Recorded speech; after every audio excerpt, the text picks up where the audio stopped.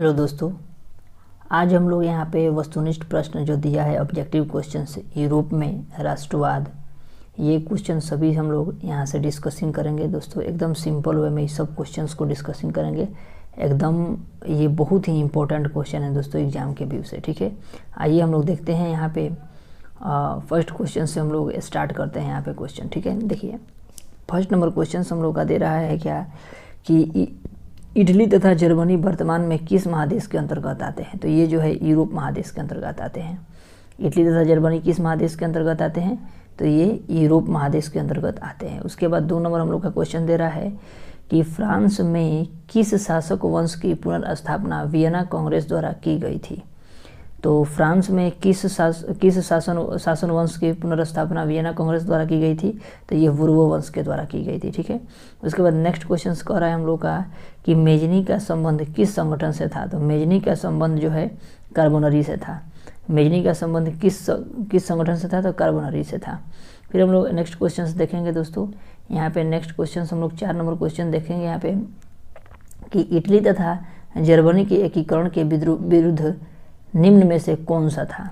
तो ऑस्ट्रिया था। इटली एवं जर्मनी के एकीकरण के विरुद्ध कौन निम्न में था, तो ऑस्ट्रिया निम्न में था। ठीक है, उसके बाद जो है हम लोग का नेक्स्ट क्वेश्चन 5वां नंबर क्वेश्चन देखेंगे दोस्तों कि काउंट काबूर को विक्टर इमल्सन ने किस पद पर नियुक्त किया था। तो विक्टर इमल्सन ने काउंट काबूर को किस पद पर नियुक्त किया था, तो प्रधानमंत्री के पद पर नियुक्त किया था।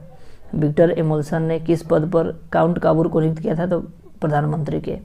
उसके बाद नेक्स्ट क्वेश्चन हम लोग देखेंगे 6 नंबर की गैरीबाल्टी पेशे से क्या था। तो गैरीबाल्टी पेशे से नाविक था। गैरीबाल्टी पेशे से क्या था, तो गैरीबाल्टी पेशे से नाविक था। फिर हम लोग नेक्स्ट क्वेश्चन देखेंगे दोस्तों 7 नंबर क्वेश्चन देखेंगे हम लोग। यहाँ पे कह रहा है कि 7 नंबर की जर्मन राइन राज्य का निर्माण किसने किया था। तो जर्मन राइन राज्य का निर्माण नेपोलियन बोनापार्ट ने किया था। नेपोलियन बोनापार्ट ने किया था। उसके बाद फिर जर्मन राइन राज्य का निर्माण किसने किया था, तो नेपोलियन बोनापार्ट ने। फिर नेक्स्ट क्वेश्चन हम लोग देखेंगे 8 नंबर क्वेश्चन दोस्तों कह रहा है कि जाल्वेरिन कैसी संस्था थी। तो जाल्वेरिन कैसी संस्था थी, तो व्यापारियों की संस्था थी। जाल्वेरिन कैसी संस्था थी, तो व्यापारियों की संस्था थी। फिर हम लोग नेक्स्ट क्वेश्चन देखेंगे दोस्तों यहाँ पे कि रक्त एवं लौह की नीति का 9 नंबर रक्त एवं लौह की नीति का अवलंबन किसने किया था। तो रक्त एवं लौह की नीति का अवलंबन किया था बिस्मार्क ने। रक्त एवं लौह की नीति का अवलंबन किसने किया था, तो बिस्मार्क ने। फिर 10 नंबर क्वेश्चन हम लोग का दे रहा है कि फ्रैंकफर्ट की संधि कब हुई थी। तो फ्रैंकफर्ट की संधि हम लोग को हुई थी 1871 ईस्वी में। फ्रैंकफर्ट की संधि कब हुई थी, तो 1871 ईस्वी में। फिर हम लोग नेक्स्ट क्वेश्चन देखेंगे दोस्तों यूरोपवासियों के लिए किस देश का साहित्य एवं ज्ञान विज्ञान प्रेरणा स्रोत रहा। यूरोपवासियों के लिए किस देश का साहित्य एवं ज्ञान विज्ञान प्रेरणा स्रोत रहा, तो ये जो है हम लोग का यूनान के लिए रहा है। यूरोपवासियों के लिए किस देश का साहित्य एवं ज्ञान विज्ञान प्रेरणा स्रोत रहा, तो यूनान के लिए। फिर 12 नंबर कह रहा है कि नेपल्स की क्रांति कब हुई थी। तो नेपल्स की क्रांति 1821 ईस्वी में हुई थी। नेपल्स की क्रांति कब हुई थी, तो 1821 ईस्वी में हुई थी। फिर नेक्स्ट क्वेश्चन कह रहा है 13 नंबर कि चर्चिल आंदोलन कहाँ हुआ था।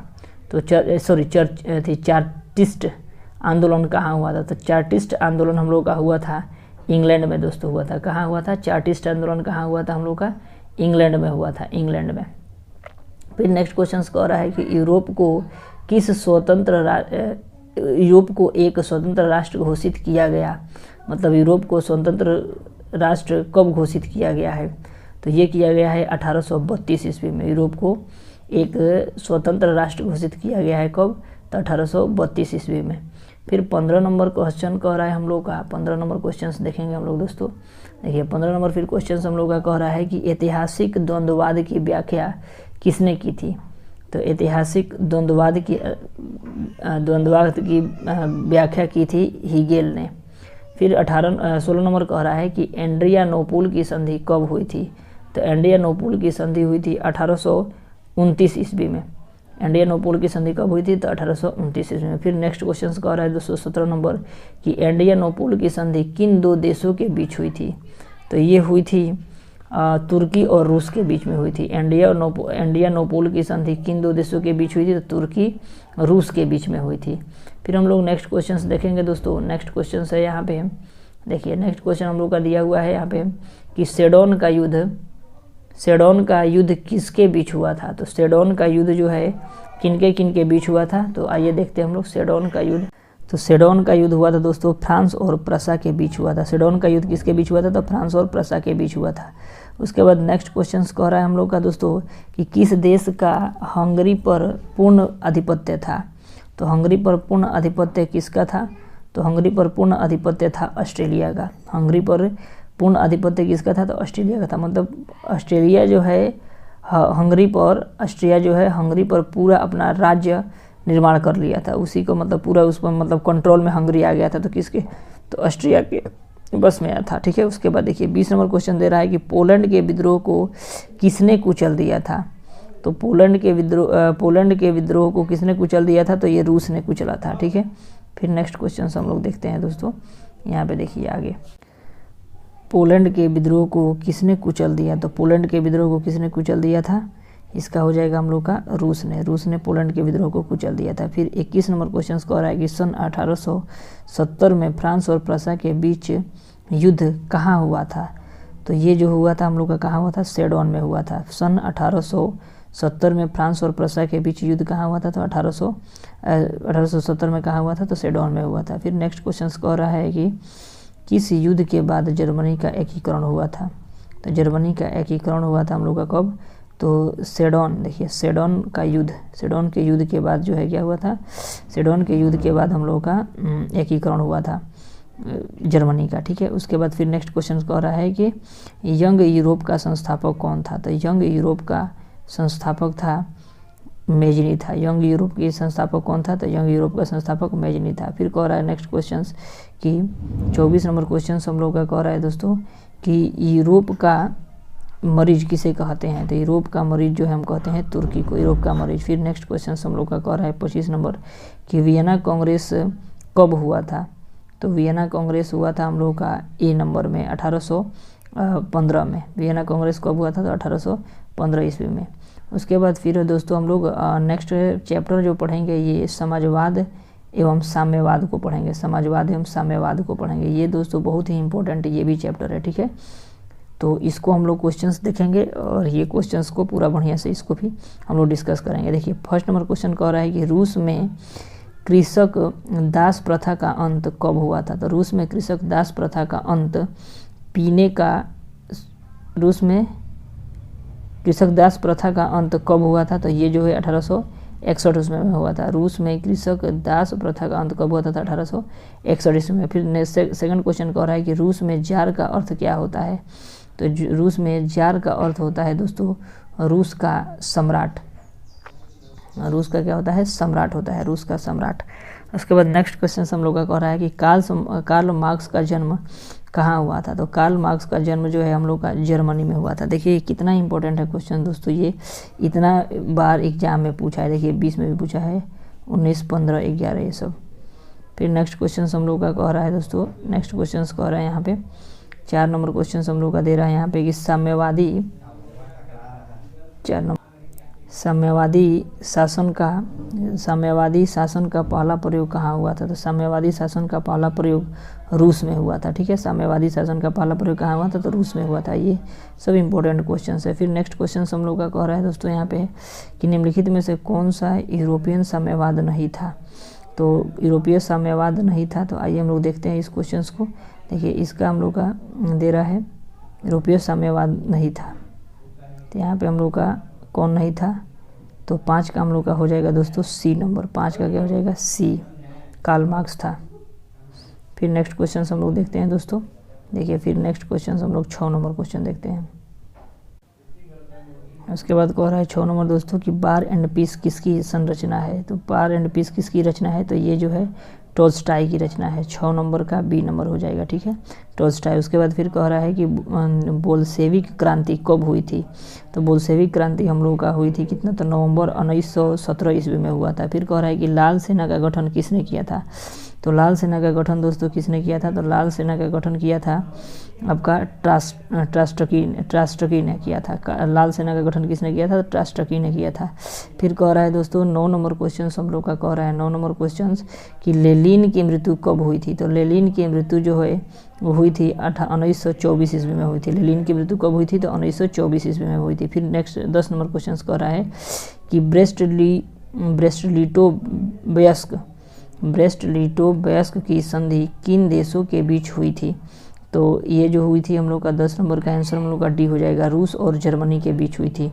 ठीक है। फिर नेक्स्ट क्वेश्चन से 11 नंबर क्वेश्चन कह रहा है कि रूस का पहला साम्यवादी कौन था? तो रूस का पहला साम्यवादी कौन था?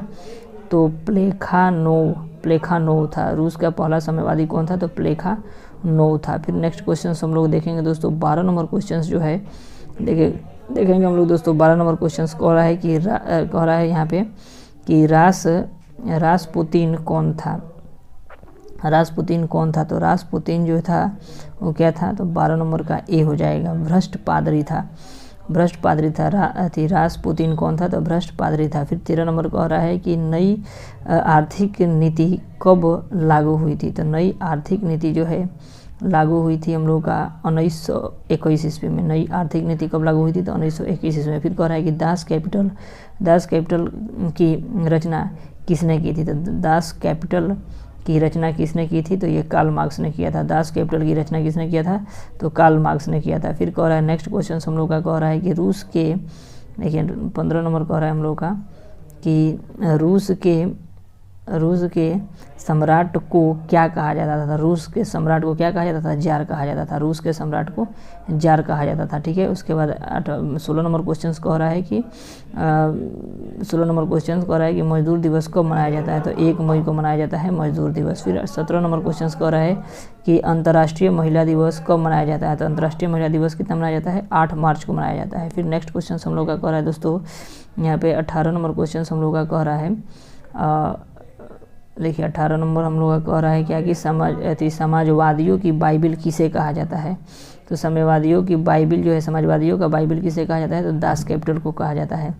उसके बाद फिर हम लोग का देखिए नेक्स्ट क्वेश्चन हम लोग का कह रहा है 19 नंबर दोस्तों 19 नंबर क्वेश्चन कह रहा है हम लोग का देखिए 19 नंबर क्वेश्चन क्या हो गया? 19 नंबर क्वेश्चन हम लोग का कह रहा है क्या कि कार्ल मार्क्स ने किसके साथ मिलकर कम्युनिस्ट घोषणा पत्र प्रकाशित किया था? कार्ल मार्क्स किसके साथ मिलकर क्या किया था? कम्युनिस्ट घोषणा पत्र प्रकाशित किया था। ठीक है। तो ये जो है हम लोग का 19 नंबर है ना, तो 19 नंबर है एंजिल के द्वारा, एंजिल्स के साथ मिलकर क्या किया था? घोषणा पत्र प्रकाशित किया था कार्ल मार्क्स ने। ठीक है।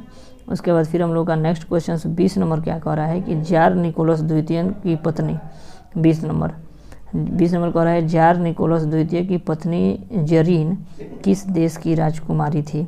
तो ये जो है 20 नंबर का हम लोग का सी हो जाएगा। 20 नंबर का सी जर्मनी की थी। उसके बाद फिर कह रहा है 21 नंबर की साम्यवादी घोषणा पत्र के लेखक थे। साम्यवादी घोषणा पत्र के लेखक कौन थे? तो ये जो है हम लोग का कार्ल मार्क्स एवं एंजिल थे। कार्ल मार्क्स एवं कौन थे? एंजिल थे। कार्ल मार्क्स एवं एंजिल थे दोस्तों। ये हम लोग का ऑप्शन नंबर कितना हो जाएगा? तो ऑप्शन नंबर डी हो जाएगा। फिर 22 नंबर कह रहा है कि निम्नलिखित में से किसके साम्यवाद के संस्थापक के रूप में माना जाता है? तो निम्नलिखित में से किसे साम्यवाद के संस्थापक के रूप में माना जाता है? तो ये हो जाएगा हम लोग का डी नंबर ऑप्शन दोस्तों, कार्ल मार्क्स को।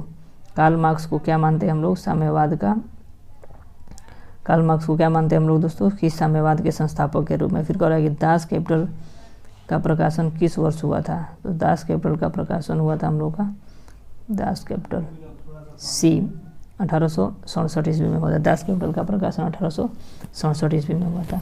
फिर नेक्स्ट वीडियो में दोस्तों हम लोग हिंद चीन में राष्ट्रवादी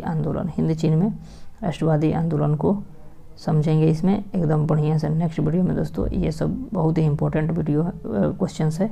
ये सब क्वेश्चंस को हम लोग सिंपल वे में वहाँ पे नेक्स्ट वीडियो में हम लोग सोच करते हैं। चलिए दोस्तों, चैनल पर नए हो तो चैनल को सब्सक्राइब करिएगा। मिलते हैं नेक्स्ट वीडियो में, तब तक के लिए जय हिंद दोस्तों।